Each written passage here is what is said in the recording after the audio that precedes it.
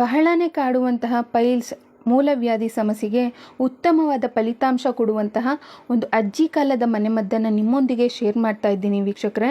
ಈ ಮನೆಮದ್ದನ್ನು ಏನಾದರೂ ನೀವು ಟ್ರೈ ಮಾಡಿದರೆ ಎಕ್ಸ್ಟರ್ನಲ್ ಪೈಲ್ಸ್ ಸಮಸ್ಯೆಗೆ ಆ ಜಾಗಕ್ಕೆ ನೀವು ಈ ರೆಮಿಡಿನ ಟ್ರೈ ಮಾಡಿ ಹಚ್ಚಿದರೆ ಒಂದು 3-4 ದಿನಗಳಲ್ಲಿ ಮೊಳಕೆಯ ಸಮೇತ ಹೊರಬಂದು ಗಾಯ ಅನ್ನೋದು ಕೂಡ ವಾಸಿಯಾಗುತ್ತೆ. ಒಂದೊಳ್ಳೆ ಪರ್ಮನೆಂಟ್ ಸೊಲ್ಯೂಷನ್ ಕೊಡುತ್ತೆ. ಶಸ್ತ್ರಚಿಕಿತ್ಸೆ ಆಗಿ ಕೂಡ ವಾಸಿಯಾಗದೇ ಇರೋರು ಈ ರೆಮಿಡಿಯನ್ನು ಟ್ರೈ ಮಾಡಿ ವಾಸಿಯಾಗಿರೋರು ತುಂಬ ಜನ ಇದ್ದಾರೆ. ಸೊ ಹಾಗಿದ್ರೆ ಬನ್ನಿ ವಿಡಿಯೋನ ಸ್ಕಿಪ್ ಮಾಡದೆ ಕೊನೆ ತನಕ ನೋಡಿ. ಮೊದಲನೇದಾಗಿ ಈ ಮನೆಮದ್ದನ್ನು ಮಾಡೋದಕ್ಕೆ ಬೇಕಾಗಿರೋ ಅಂಥದ್ದು ಹರಳೆಲೆ. ನೀವು ಗಿಡನೇ ನೋಡಿದ್ರಿ ಇವಾಗ ಯಾವ ಥರ ಇರುತ್ತೆ ಅಂಥೇಳಿ ಕೂಡ ಶೇರ್ ಮಾಡಿದ್ದೀನಿ. ಹರಳೆಲೆ ಅಂತಂದರೆ ಕ್ಯಾಸ್ಟರ್ ಆಯಿಲ್ ಬರುತ್ತಲ್ಲ, ಹರಳೆಣ್ಣೆ. ಸೊ ಆ ಹರಳು ಬಿಡುವಂಥ ಸಸಿಯ ಚಿಗುರು ಎಲೆಗಳನ್ನು ಕಿತ್ಕೊಂಡು ಬರಬೇಕಾಗುತ್ತೆ. ಇನ್ ಕೇಸ್ ಹರಳೆಲೆ ಒಂದು ಸ್ವಲ್ಪ ಬಲ್ತಿದ್ರೂ ಕೂಡ ನಡೆಯುತ್ತೆ. ಹರಳೆಣ್ಣೆನ ಕಿತ್ಕೊಂಡು ಬಂದು ನಂತರ ನೋಡಿ ಸ್ವಲ್ಪ ಹರಳೆಣ್ಣೆನ ಅದ್ರ ಜೊತೆಗೆ ಮಿಕ್ಸ್ ಮಾಡ್ಕೋಬೇಕು. ಸ್ವಲ್ಪ ಎಲೆನ ಕುಟ್ಕೊಂಡು ಹರಳೆಣ್ಣೆನ ಅದ್ರ ಜೊತೆಗೆ ಮಿಕ್ಸ್ ಮಾಡಿ ಲೋ ಫ್ಲೇಮ್ನಲ್ಲಿಟ್ಟು ಇದನ್ನು ಸ್ವಲ್ಪ ಹೊತ್ತು ಬಿಸಿ ಮಾಡಬೇಕು. ನೋಡಿ ಎಣ್ಣೆ ಎಲ್ಲ ಸ್ವಲ್ಪ ಈ ಥರ ಬಣ್ಣ ಬದಲಾಗುತ್ತೆ, ಗ್ರೀನ್ ಕಲರ್ ಬಂದಿರುತ್ತೆ. ಇವಾಗ ಇದು ತುಂಬಾ ಸಾಫ್ಟಾಗಿರುತ್ತೆ ಈ ಸೊಪ್ಪೆಲ್ಲ. ಇವಾಗ ಇದನ್ನು ಹರಳೆಲೆನಲ್ಲಿ ಮಧ್ಯಭಾಗದಲ್ಲಿ ಸಾಫ್ಟಾಗಿರೋ ಸೊಪ್ಪನ್ನು ಇಟ್ಟು ಈ ಗುದದ್ವಾರದ ಹೊರಗಾಗಿರುತ್ತಲ್ಲ ಎಕ್ಸ್ಟರ್ನಲ್ ಪೈಲ್ಸ್, ಆ ಭಾಗಕ್ಕೆ ಇದನ್ನು ರಾತ್ರಿ ಮಲಗೋ ಮುಂಚೆ ಇಟ್ಟು ಮಲಗಿದರೆ ಅದೆಷ್ಟೇ ನಿಮಗೆ ಕಾಡ್ತಿದ್ರೂ ಕೂಡ ಎಕ್ಸ್ಟರ್ನಲ್ ಪೈಲ್ಸ್ ಅನ್ನೋದು ಮೊಳಕೆ ಸಮೇತ 3 ದಿನಗಳಲ್ಲಿ ಹೊರಬರುತ್ತೆ. ಇದು ಮೊದಲನೆಯ ಮನೆಮದ್ದು. ಇಂಟರ್ನಲ್ ಪೈಲ್ಸ್ ಆಗಿದೆ, ನಮಗೆ ಒಳಗಡೆ ಇದೆ ಹೊರಭಾಗದಲ್ಲಿಲ್ಲ ಅಂತ ಅನ್ನೋರು ನೀವು ಯಾವ ಥರ ರೆಮಿಡಿನ ಟ್ರೈ ಮಾಡಬಹುದು ಅಂದರೆ, ನೀವಿಲ್ಲಿ ನೋಡ್ತಿದ್ದೀರಲ್ಲ ಅಲೋವೆರಾ.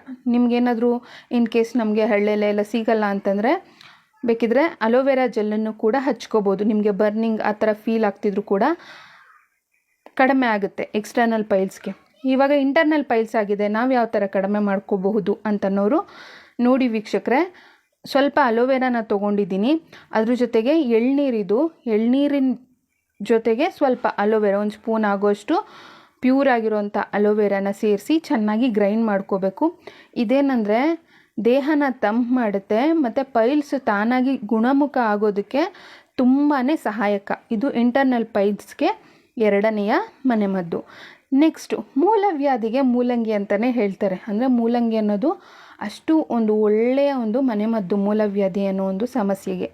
ಮೂಲಂಗಿಯಿಂದ ಯಾವ ಥರ ನಾವು ರೆಮಿಡಿನ ಮಾಡ್ಕೋಬಹುದು ಅಂತಂದರೆ, ಆದಷ್ಟು ನೋಡಿ ವೀಕ್ಷಕರೇ, ಮೂಲಂಗಿನ ಸೇವಿಸೋದು. ಮೂಲಂಗಿನ ನಮ್ಮ ಆಹಾರದಲ್ಲಿ ಅಂದರೆ ನಮ್ಮ ಒಂದು ಫುಡ್ ರೊಟೀನ್ನಲ್ಲಿ ಇನ್ಕ್ಲೂಡ್ ಮಾಡ್ಕೋಬೇಕು. ಅದಲ್ಲದೆ ನಿಮಗೇನೋ ಜಾಸ್ತಿ ಆಗಿದೆ ಪೈಲ್ಸ್ ಒಂದು ಸಮಸ್ಯೆ ಅಂತಂದಾಗ ಈ ಥರ ಮೂಲಂಗಿ ಸಿಪ್ಪೆನೆಲ್ಲ ತೆಗೆದು ನಂತರ ತುರಿದುಕೊಳ್ಬೇಕಾಗುತ್ತೆ.